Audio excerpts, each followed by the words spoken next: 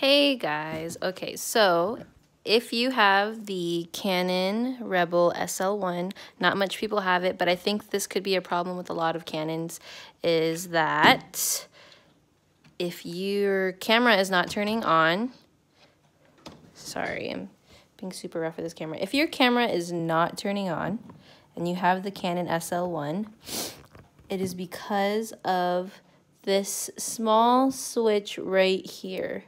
So my problem was that I was trying to use this AC adapter so that I didn't have to keep changing my battery during events.